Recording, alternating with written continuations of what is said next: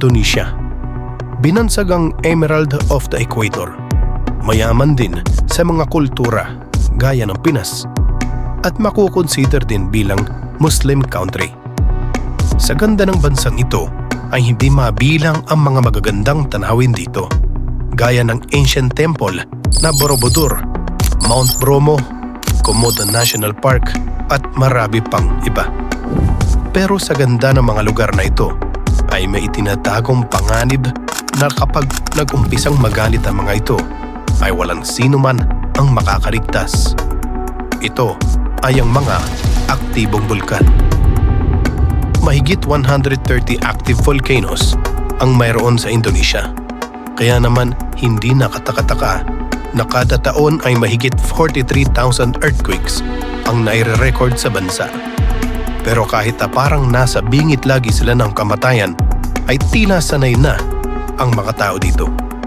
Patunayan ay imbis na ipangamba o ikatakot ang pagsabog ng mga bulkan, ay nagawa pang maging source of income ng mga tao ang mga elementong ibinubuga ng mga active volcanoes dito. Ano ang mga bagay na minimina ng mga tao dito at para bang ginto ang halaga ng mga ito? Bakit nagtitiis ang mga tao gayong nakamamatay pala ang pagmimina ng mga ito? Tara, sama-sama nating saliksikin. Pero bago tayo mag-upisa, ay kung bago ka pa lamang sa aking channel at gusto mong lumago pa ang iyong kaalaman, ay maaari mo bang i-like ang video na ito at mag-subscribe ka na rin para lagi kang updated sa mga susunod nating saliksik videos.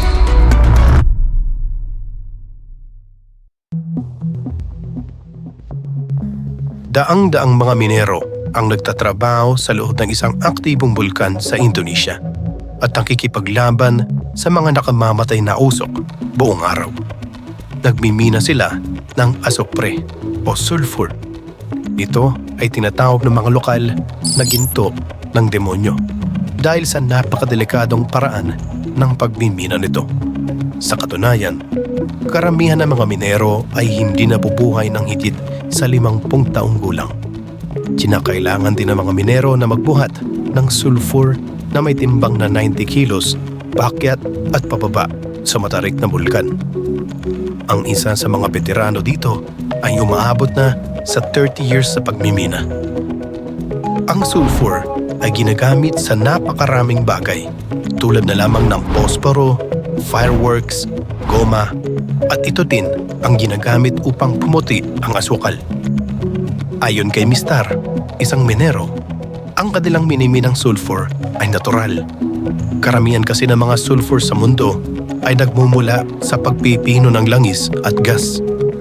Ang pagpipino ng langis ay mas ligtas, kaya naman medyo kaunti na lamang ang mga minahan sa bulkan tulad ng nasa Aegean Plateau.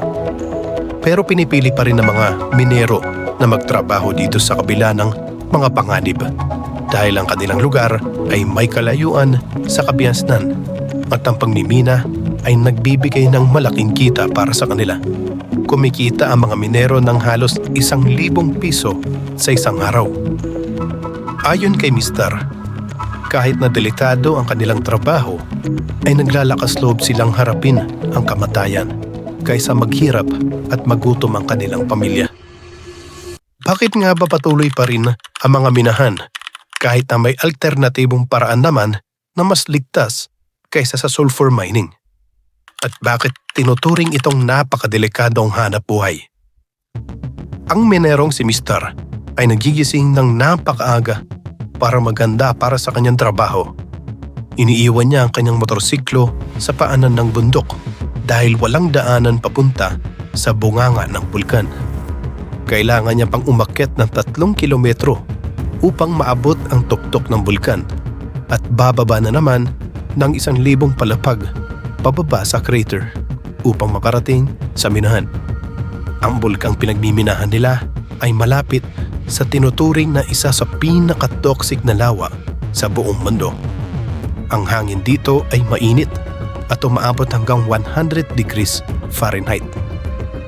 Ayon kay Mr., ang acid content ng lawa ay kasing delikado ng battery acid. Kung mapunta man ito sa bibig o ngipin nila, ay malalagas ang kanilang ngipin. Nakamamatay din ito kapag nalunok ito at napunta sa kanilang sikmura. Maliban sa acid content ng lawa, ay delikado din ang mga usok dito. Ayon kay Mr., napakalakas ng amoy ng sulfur smoke. Maasim ang amoy nito. Minsan naman ay parang itlog na piniprito. Kapag nalanghap mo ito, ay maaari kang ma-suffocate. Dalawang uri ng sulfur smoke ang nilalabanan ng mga minero araw-araw. Ang unang sulfur smoke ay galing sa loob ng bulkan. Kapag nalanghap ang sulfur smoke na galing sa loob ng bulkan, ay makakaramdam ka ng paninikip ng dibdib at sakit ng tiyan. Ang ikalawang uri ng sulfur smoke ay ang pinakadelikado. Galing kasi ito sa volcanic gas na galing sa acidic lake. Kapag nakakakita ang mga minero ng usok na lumalabas galing acidic lake, ay kinakailangan nilang kaagad na umalis sa lugar dahil lubba itong nakakalason. Ayon kay Mr., kailangan nilang iligtas kaagad ang mga sarili nila. Kailangan nilang tumakbo kapag may lumalabas na usok sa lawa. Ang PT Kanding Rimby ay ang kumpanya na nagmamay-ari ng lisensya upang makapagmina sa lugar na ito. Pero ang mga minero ay mga kontraktual lamang. Ibig sabihin ay nagtatrabaho sila para sa kumpanya pero hindi sila regular na empleyado ng kumpanya. Kaya naman hindi sagot ng kumpanya ang lahat ng ginagamit nila para sa pagmina. Sila na ang bahala para sa kanilang mga kagamitan, pati na din sa kanilang mga protective gear, at karamihan sa kanila ay hindi kayang bumili ng gas mask. Ang mga hindi makabili ng gas mask ay gumagamit na lamang ng basang panyo bilang proteksyon laban sa mga usok. Ang ibang manggagawa dito ay may sakit na. Minsan pa nga habang nagmimina ay sumasakit ang kanilang tiyan. Minsan ay may nadudulas din at nababalian ng buto sa binti. Ang unang uri ng usok ay kailangan para sa pagmimina ng sulfur. Kapag ang mainit na usok ay sinalubo ng mas malamig na hangin sa labas ng bulkan, ay gumagawa ito ng pulang likwido. Ang likwidong ito ay pinapatulo at pinapatuyo. Kapag pula pa ito, ay hindi pa ito pwedeng hawakan. Pwedeng masunog ang balat mo kapag hinawakan mo ito. Nagiging dilaw naman ang kulay ng pulang likwido kapag natuyo na. Ang nabuong likwido ang kinukuha ng mga minero. Tinatawag ito ng mga lokal na ginto ng demonyo dahil sa dilaw ng kulay nito at nakamamatay na paraan ng pagkuha nito. Ginagamit lamang ng mga minero ang kanilang kamay nang walang kahit na anong mga protection sa pagbubuhat ng mga sulfur. Dahil dito ay nagkakaroon ng rashes at sugat ang kanilang mga kamay. Nilalagay nila ang kanilang nakuwang sulfur sa kanilang basket at kinakarga sa kanilang balikat. Ang kinakarga nila ay may kabigatan, pero kailangan pa nilang umakyat papalabas sa crater ng bulkan habang karga ito sa kanilang balikat. Si Mr. ay kayang magbuhat ng 70 kilos ng sulfur. Ang mga medyo bata pa ay kayang magbuhat ng 90 kilos ng sulfur. Kapag inaakyat nila ang matarik na daanan papalabas ng crater, ay nag-iingat sila dahil maraming minero na ang nadulas dito.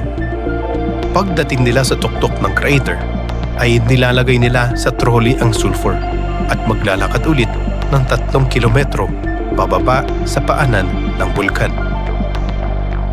Ang sulfur na kanilang minimina ay dumadaan sa maraming proseso upang maging sulfuric acid. Ang sulfuric acid ay ang pinakamadalas na gamiting kemikal sa buong mundo. Ginagamit ito sa mga posporo, fireworks, pulbura, goma, sabong panlaba, papel at batteries. Ito din ang ginagamit sa pagpapaputi ng asukal. Ginagamit din ito sa paggawa ng wine. 90% ng sulfur sa mundo ay galing sa pagpipino ng oil at gas. Inuutos ng batas na iproseso ng ligtas ang pagpipino ng oil at gas. Ang produkto ng pagpipino ay pure sulfur, hindi tulad ng minimina na minsan ay may halong buhangin o asido. Ang minahan sa Aegean Plateau ay isa sa kaunting natitirang minahan ng sulfur sa buong mundo.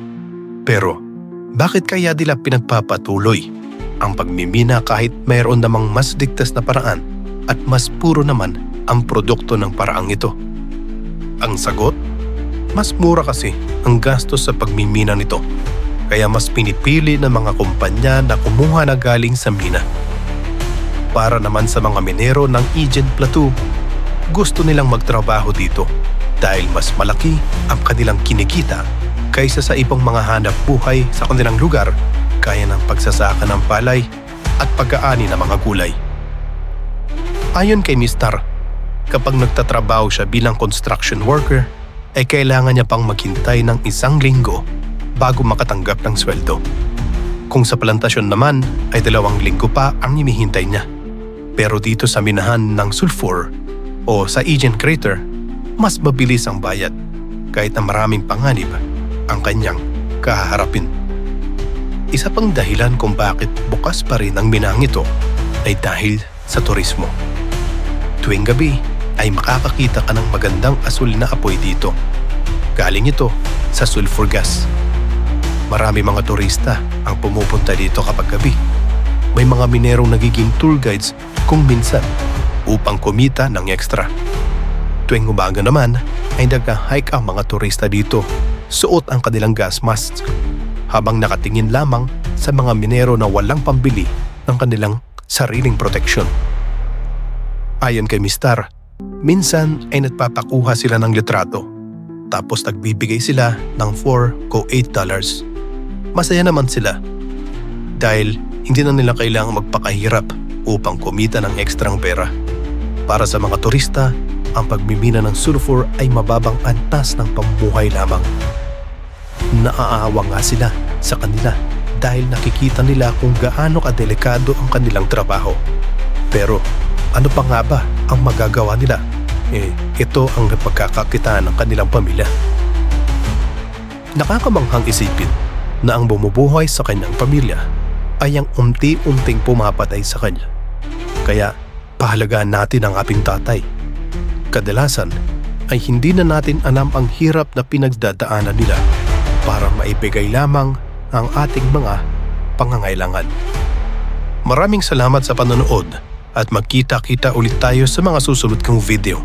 Ako, si Mr. Saliksik. Sa bawat kwento at kalaman ay huwag nating kalimutang magsaliksik.